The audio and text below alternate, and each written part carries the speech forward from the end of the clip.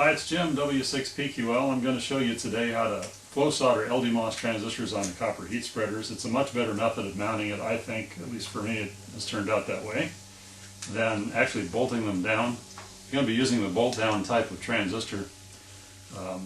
This is one of the 1.25 kilowatt transistors that's used for 2 meters and 220 megahertz and 50 megahertz. And here's the copper spreader that I'm going to be flow soldering it onto.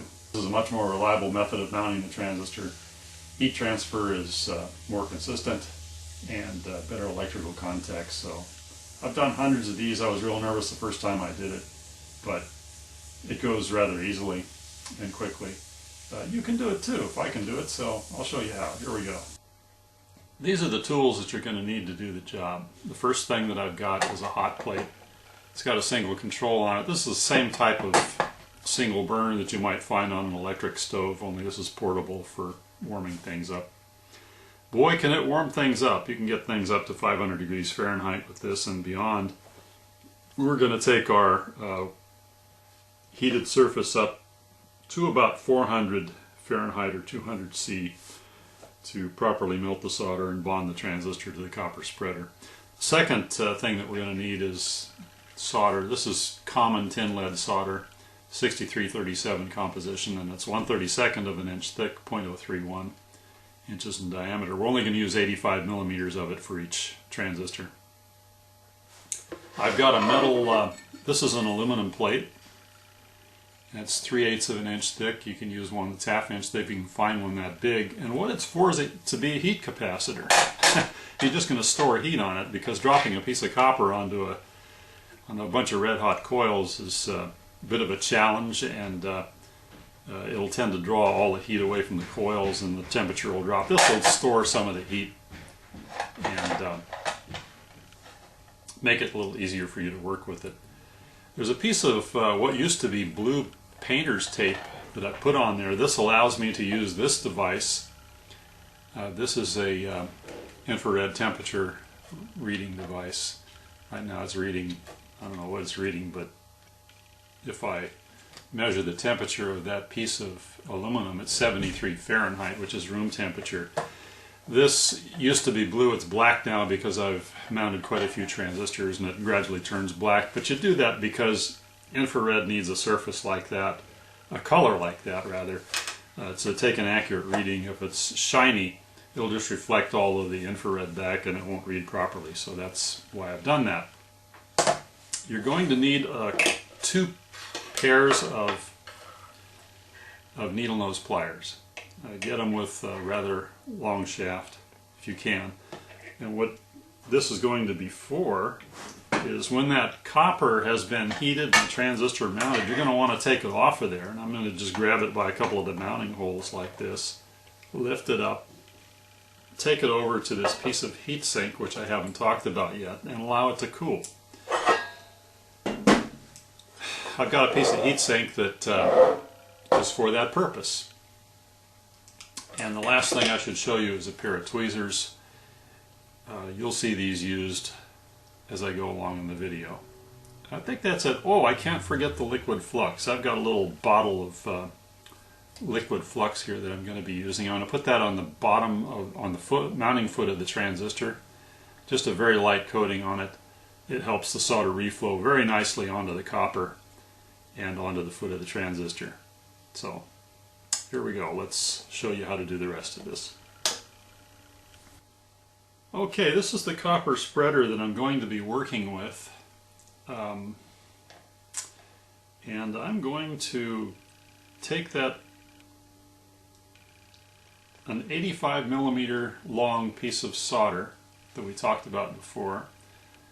I'm going to bend it like this, and it's going to fit in the trench just inside of these drill marks here, these drill holes here. That's where the transistor foot is going to be positioned, centered between these 2 drill holes, or these 2, take your choice. And I've bent this so that it'll pretty much stay in the trench. Even if I jiggle it around, it'll stay in the middle of the trench. So just bend the end so it spans the full length of the trench. The little squigglies in the center should stay more or less in the center of the trench. And the next thing I'm going to do is take my device. I guess you can't really see that. I didn't bother looking up at the camera to see if that was visible. Sorry. Okay, let's get this in the picture. Alright, I'm going to take my device and turn it over. Nice anti-static packaging here. I generally tend to keep it in that while I'm working with it. I'm going to take my bottle of liquid flux and I'm going to put a little bit of liquid flux on the foot of the transistor and spread it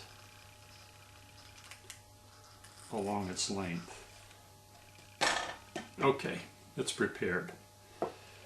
Make sure that the drain tabs are positioned over here. The cut tabs on the transistor are the drain tabs. And center the transistor aligned right between these drill holes. Are you ready to drop that onto the hot plate? I'm going to go ahead and turn on the hot plate. Okay, I think we're getting pretty close. 447, that's good. I'm going to go ahead and drop the copper spreader and LDMOS assembly onto the hot plate.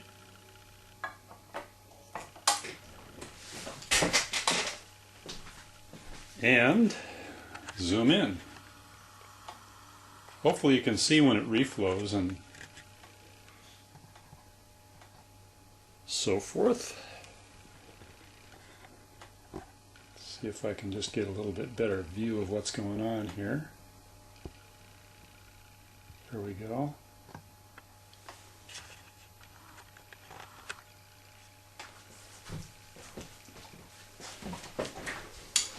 As that copper heats up, I'm going to continue to take measurements. Yeah, good, the heat's staying up. You'll be able to see that solder begin to melt under there within about a minute to 2 minutes. See the transistor shifted slightly. I'm going to position it more to the center. There we go.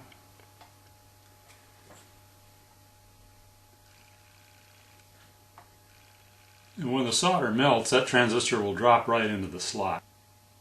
When it drops into the slot and flows pretty well, I'm going to be moving the transistor back and forth in the slot just to make sure that the solder is completely covering the bottom of the transistor foot and the spreader. You'll see me do that. There we go. It's dropping into the slot now. And you can see probably see the solder melting underneath. There we go. Looks good. So, I'm going to move it back and forth in the slot just a little bit.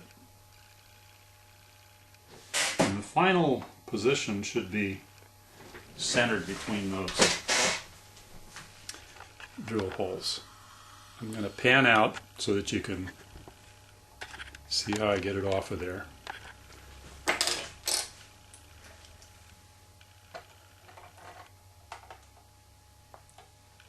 Don't let that transistor move when you're doing this. Go gently. And I think we're good.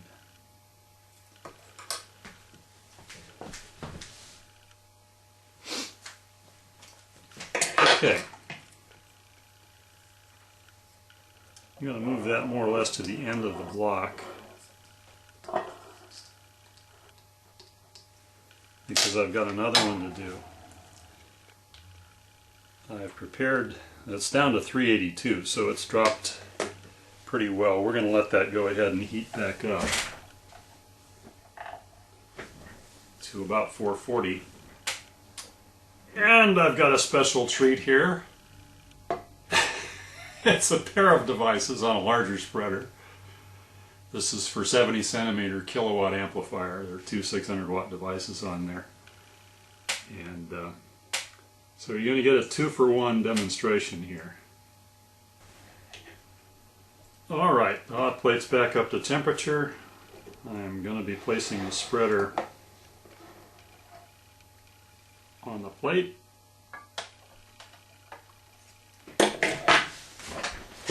And I'll zoom in again so you can see the reflow action.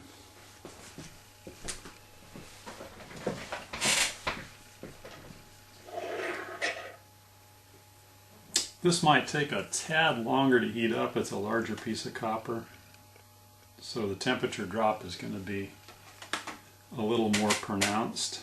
I'm just centering the transistor in the slot there so it'll drop in freely. Okay, I see the solder melting now. It's just barely at the melting point of solder, about 360, 370. This one is dropping. They're both dropped, okay. There we go. Probably should have let the hot plate get a little hotter before I drop the spreader on there, but this will be fine. So again, move it back and forth to make sure that you get good reflow under the foot.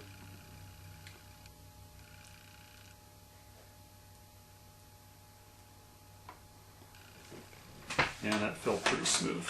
Alright, we're done with this one. Put it on our heatsink cooler.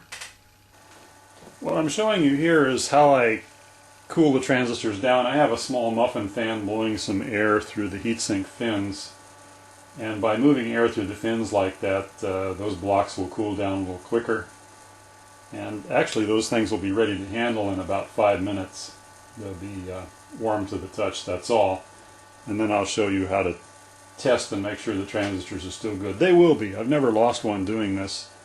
But all you really need to do is, with the proper kind of ohm meter, just measure the drain to ground and gate to ground, making sure you got the polarity on the ohm meter correct. And I'll show you how to do that. Just make sure they're not shorted to the copper spreader. Sometimes, if you use too much solder or get a little careless, you might get a little bit of a solder bridge between one of those tabs and the copper. But if you do it like I showed you here, that won't happen. But you should always check anyway, just to make sure, because you don't want to be putting everything together and soldering the tabs to the board and discover, oh my gosh, I had one of those tabs shorted to the copper. So I'll get to that momentarily. Okay, this very last step is to just make sure that nothing is shorted to the copper that shouldn't be. I'm using a little portable digital multimeter here. This one is made by HP, but even the least expensive ones will do fine. Make certain that the output voltage from this, when you're reading ohms, is less than about 3 or 4 volts. And we're going to be measuring, touching the transistor with the positive lead only. The negative lead is going to be grounded. Now I've already tested this on another voltmeter just to make sure that that this is working properly, that the positive is really coming out of this lead. And this particular voltmeter doesn't put out any more than about 1.2 volts. So anyway, you can touch it to here and see that that's shorted. The gate should not be. That should be okay. As should this one. The drain, 1.7 megs is probably okay. 1.7 megs, that looks good. Drain first. Gate. Gate. The gates will almost always measure completely open. Drains will be a little bit. Different transistors, so we're going to have a different reading here.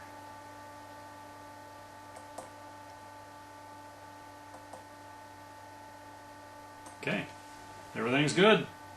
We're done.